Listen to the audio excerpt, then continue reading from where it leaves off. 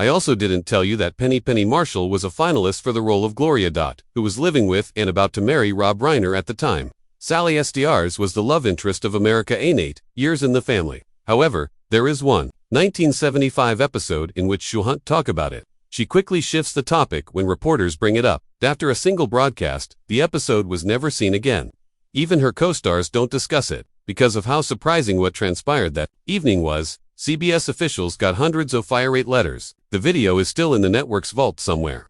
However, Sally has stated unequivocally that she will carry this secret into the afterlife. On July 28, Sally Ann Struthers was born. In Portland, Oregon, in 1947.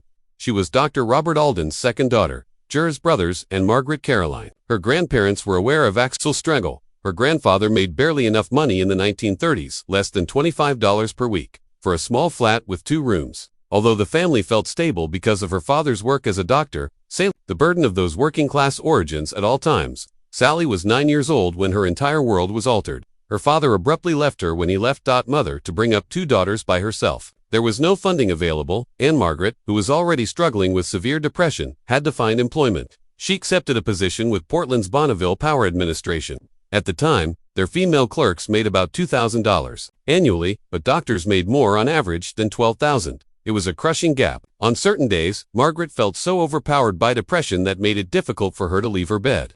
To keep herself safe, Sally said her father's classmates had just left for work. However, within she nursed a wound that never completely healed the ache of abandonment. Existence in Northeast Portland's Concordia neighborhood was straightforward but challenging. The streets were narrow, the houses were modest, and the stench was frequently in the air. Of logging mills, the typical family in the region made less money by 1960 than $4,800 annually, far less than the national average. Regarding the Struthers household, powdered government cheese and milk were necessities, and the majority of Sally's clothing was hand-downs. Although she tried her hardest in school, she felt ashamed to bring friends home to blend in. She also supported her sibling and assisted her mother with household duties.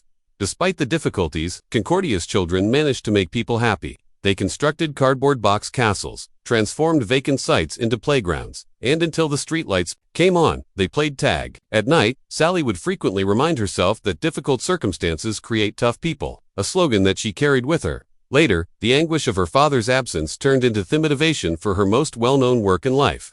In 1977, during the peak of Sally became the face of the Christian Children's Fund after her success on All in the Family. She was in front of the cameras and talked of kids who, like her, had been left behind and abandoned. She didn't see it as merely a work. She occasionally cried after reading the scripts. According to those who worked with her, by 1999, her work had been beneficial, raised almost $100 million for underprivileged kids worldwide. Numerous sponsors of children through the charity reported feeling touched because Sally brought to mind the daughter or they wished they had a mother. Publicity was not the purpose of her job. It served as a means of transforming her own suffering into others' healing. Prior to all of this, Sally had discovered a present that slightly improved life. When she was in primary school, she realized that the weight of melancholy might be lifted by comedy. When she was 10, she started acting out skits and imitating TV personalities for her family in their tiny living room. Sister and mother. By the time she was 12, her humorous skills had won over teachers. Timing and mimicry skills. She took first place at a school talent show. Spot by posing as Ed Sullivan and even applying cotton to her cheeks. For impact, she felt in control and able to escape while she performed. For the few, she could occasionally substitute laughter for melancholy, and the smiles she saw on her. She believed in her gift after seeing her mother's expression. Sally left Portland at the age of 17 with just a dream and $1,200. She relocated to Los Angeles in order to attend the Pasadena School of Acting. One of the nation's most prestigious theatrical schools is Playhouse. She prevailed a scholarship and quickly earned the coveted title of most promising student that very few people ever accomplished. Teachers recognized something unique about her and referred to her as innate ability with a dash of fame. The actual Playhouse was having financial difficulties at the time, and very few pupils went on to get significant television parts. Sally turned out to be one of them. She had a difficult early career. In 1970, she performed and danced on programs such as the Tim Conway Comedy Hour and the Smothers Brothers Summer Show. Regarding Conway's after just a few rehearsals, a producer abruptly removed her from the play, claiming her too much excitement gave the program a cheesy appearance. It was a harsh rejection. Blow, particularly considering that she was just 23 and had less than $100 in her bank account. Years later, Tim Conway acknowledged that he felt bad about letting her go, claiming that she had introduced a wild and original element to the stage. But that particular setback turned out to be her pivotal moment. Her schedule was free after her termination, which coincided with CBS's need for a new cast member for the All in the Family series. Just a few weeks after her termination, in October 1970, the auditions were held. She had previously been spotted on a Smothers Brothers episode by the show's creator, Norman Lear. He claimed that she possessed the exceptional capacity to simultaneously make people laugh and cry. He was aware of Sally's audition. She was immediately Gloria Bunker's ideal pick. As of January 1971, every week, America watched her in the role that would come to define her career. Sally herself thought Penny Marshall would win the role instead of her, because she was sappered more like Jean Stapleton, who portrayed Edith Bunker and was then dating Rob Reiner. Sally felt UNNOTICEABLE. In the waiting room, sat next to Penny. However, Norman Lear informed her, "We need someone who makes Gloria her own. We already have Edith." That assurancy altered everything, but Sally SDRs once made public a remark, made by Norman Lear, that plagued her for many years. Early on in All in the Family's first season, as the show was starting to gain popularity and become America's top sitcom, she apprehensively asked Lear if he had picked her because, out of all the actresses who tried out, she was the funniest. She was surprised by his response. "We hired you because, like Carol Ochner, you have blue eyes," he said to her, eyes and a plump face. Lear stressed that viewers would only become receptive to if his daughter appeared to be a daddy's girl. Ochner's stern and prejudiced Archie Bunker would be furious. The language was direct and cold, and they remained with her throughout her lifetime. She did not retort, she just walked away, stunned. As the popularity of the show increased, Sally discovered herself excluded in ways that were painful. Despite serving as the lead for 8 years, she was never invited to Norman Lear's renowned dinner parties. Despite the show being one of the most viewed on television, that was customary for Carol O'Connor, Jean Stapleton, and Rob Reiner to sit at these events. With their spouses at Lear's table, they never included Sally. Later, she acknowledged it didn't feel nice to be asked to his house for the first time in 8 years. Seeing how her co-stars grew closer to Lear, while she stayed on the outside of strengthened her feeling of exclusion. Regardless of the number of honors or recognition despite her several Emmy-winning performances throughout the years, Lear never considered her to be more than the fourth banana. As he put it, always went to Rob Reiner, Jean Stapleton, and Carol O'Connor first. Sally's in both dialogue and the writings, her name and her character frequently came last. She clarified, "I was fourth banana after the other three." Although she played a crucial role in Archie Bunker's daughter, was continuously relegated to the background. Sally Soutland was that the authors found it difficult to produce sentences that were relevant to her. The group, which she characterized as it, was common for older, accomplished Jewish religion authors to acknowledge that they were unable to write for a young woman like Gloria. She was left with the same 3 lines week after week. "I'll assist. You establish the hey, where are you going, Ma, Michael, and stop it, Daddy." Every new episode she was left yearning for greater substance when they rearranged those sentences. When they weren't sure what to, the creators just sent her off-screen to deal with her character, instructed to take a bath or go upstairs to wash her hair, while the rest of the household downstairs. Sally addressed the weighty topics like politics, racism, or intolerance. Claimed that this caused her to feel erased, particularly because it meant that there were no female voices present at the precise times. That characterized the show's audacious reputation. 5 seasons later, in 1974, Chi-Chi became so frustrated that she chose to file a lawsuit against Norman Lear, was adamant about breaching her contract, and the litigation cost her $40,000 in legal fees during a period when she was earning roughly $35,000 annually, demonstrating how desperate she had turned into a means of avoiding the role. The case stunned the industry. A small number of actors entered to oppose someone as influential as Lear in the 1970s. The argument proceeded toward her disobedience was all the more noteworthy because All in the Family was attracting over 40 million people every week. Dangerous. Sally talked about how oppressive the set felt during the hearings and how, compared to her co-stars, she felt underappreciated. The tale rapidly went viral, exposing the hidden hardships of a young lady confined within the biggest blockbuster on television. However, Sally lost, and the decision compelled her to remain for an additional 3 seasons. She later claimed that going back to the set in those conditions only made it feel like she was trapped by her own popularity. Made matters worse, she felt more isolated and tension increased with her co-stars because of artistic choices. Despite the show's record-breaking success, she felt her personal career was being suppressed. Paradoxically, the years following her lawsuit revealed to be the only time frame she remembered favorably. Gloria's memories of seasons 6 to 8, the Stivicks moved in next door to the Bunkers after she became a mother.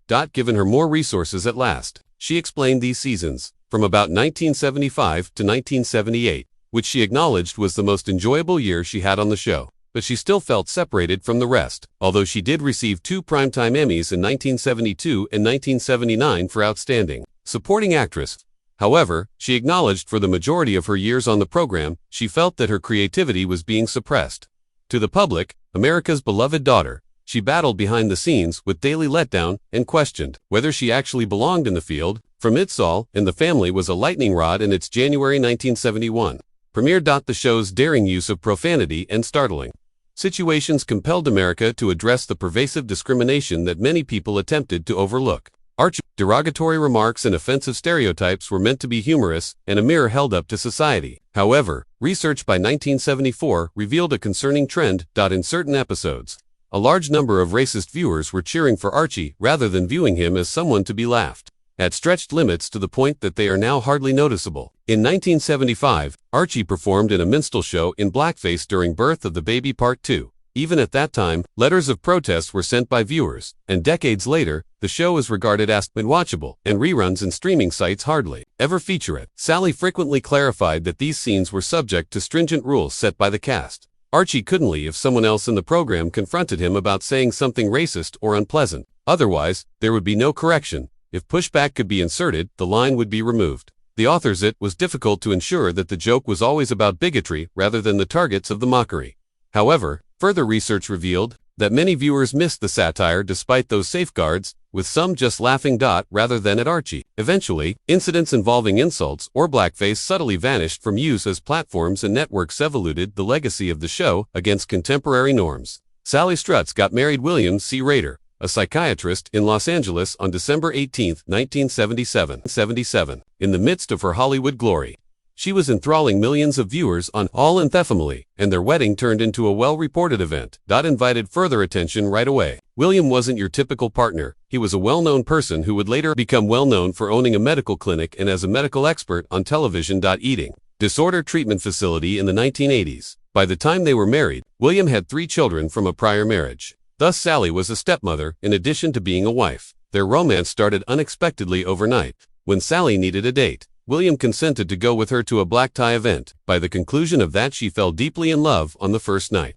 In a unique turn of events for the 1970s, Sally made the marriage proposal, and their coupling was notable in the society of Los Angeles at the time, uniting domains of fame and intelligence in a manner that few couples had before accomplished. Samantha, the couple's only child, was born. Sally selected the name because it had profound significance.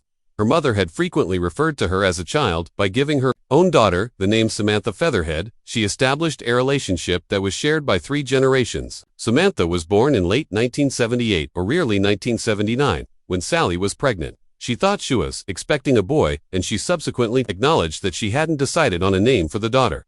The choice to adopt her mother's moniker provided the family with a sentimental and enduring legacy till after the delivery. Connection. The ancient origins of the name Samantha gave it extra significance, meaning listens in Hebrew. Well, and it meant blossom in both Greek and Aramaic. At about the same period, the name became even more identifiable thanks to cultural allusions, such as Samantha Stevens from Bewitched. However, fourth, SDR's family. The name had a much more intimate connotation. Williams and Sally's marriage, which began with love, lasted for slightly over 6 years, ended on January 19, 1983, when Sally was 35 years old. The split occurred during a period of significant shift in their lives. Sally was still coping with the pressure and notoriety that came with everything in family. Throughout the time William was establishing his media and psychiatry careers. Sally once talked kindly of their life together, stating that they had been together for 4 years, were sufficiently acclimated to not perceive one another's incomes as a threat. But their discrepancies gradually grew more difficult to handle. William mentioned, "I'm a husband, not a psychiatrist," to my wife, clearly suggested private difficulties behind closed doors. Their split was concluded in Los Angeles Superior Court, and the narrative started to be discussed frequently in the tabloids.